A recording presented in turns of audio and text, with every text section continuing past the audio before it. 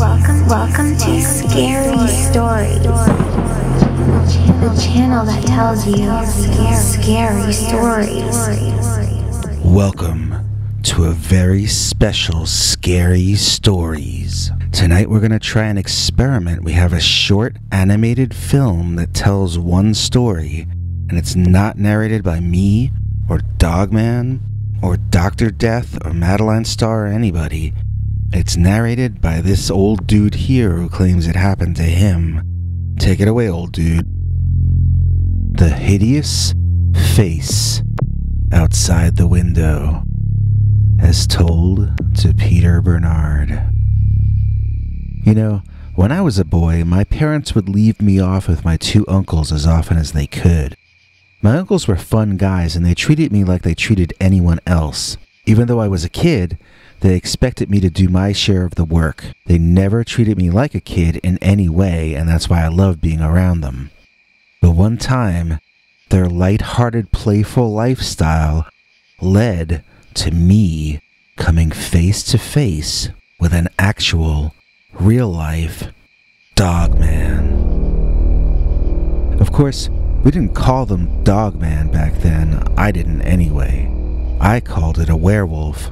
And in fact, that's what I thought it was.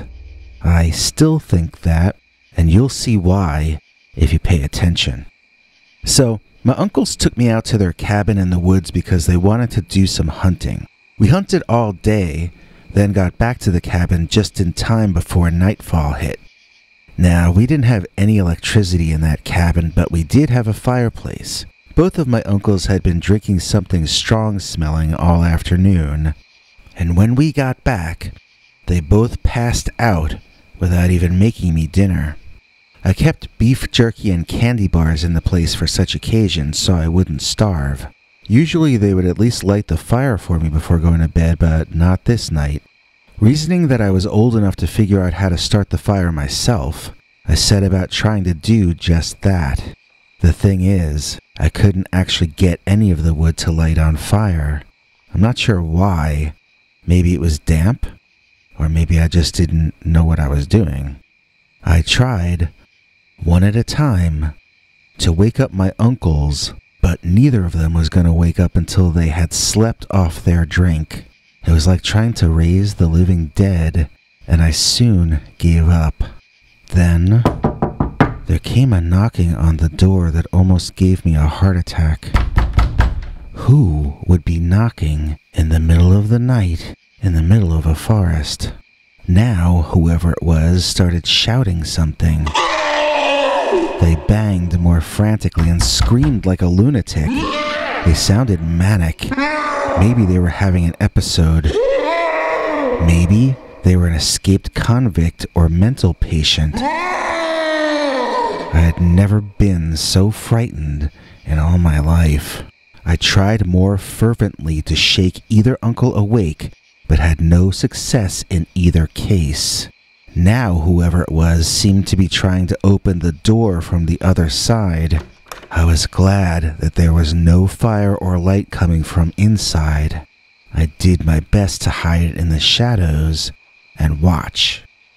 Soon, whoever it was moved over past the door and looked in the window. It was the most frightening face I had ever seen, and I let out a slight noise of shock. Even outside, the ugly man heard me and looked in my direction. He didn't seem to focus, though, so I held perfectly still, hoping that I was still hidden in the shadows. The man tapped on the window and leaned in closer. I could see the face a little better now, and I wasn't even sure I was looking at a human. I wasn't sure what that thing was out there. When I get to this part of the story, people usually ask me if it had a dog or a wolf's face, but no, it did not. It was just the ugliest face in the world, that's all I can remember. And it was trying to find me. I cried as quietly as I could, and I tried not to sniffle. I prayed for my uncles to wake up, prayed for the man thing to go away. And then he did. Go away, I mean. The man thing went away. After a while, I decided to head toward the front door and peer outside. I wanted to see what kind of tracks that thing made. I had only seen its head.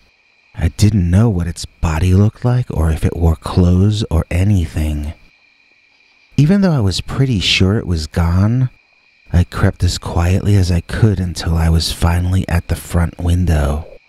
I looked out, but I didn't see footprints or animal tracks of any kind at all out there. So I leaned over closer to look harder when...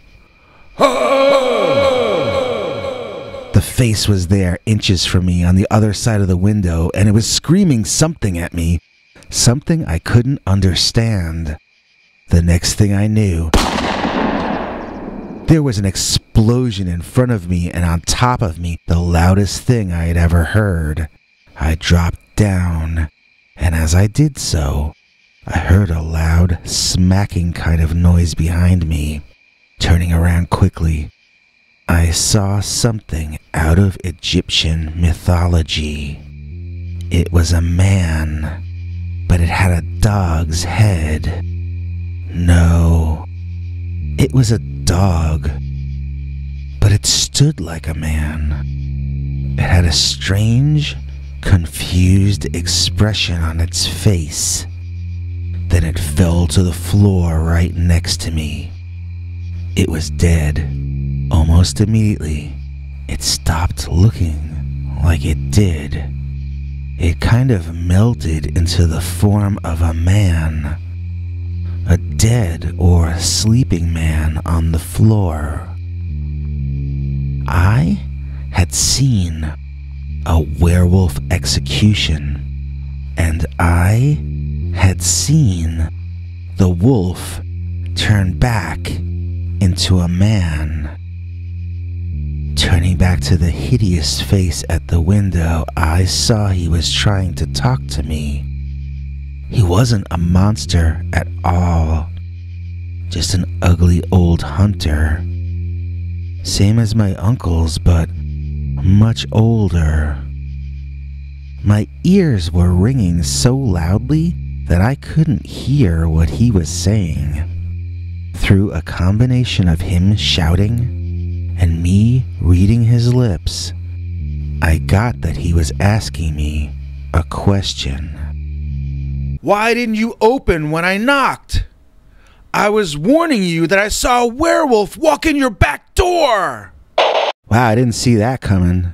If you like that story, or if you hated it, let us know in the comments. I'm sure you will anyway. See you next time for more scary stories.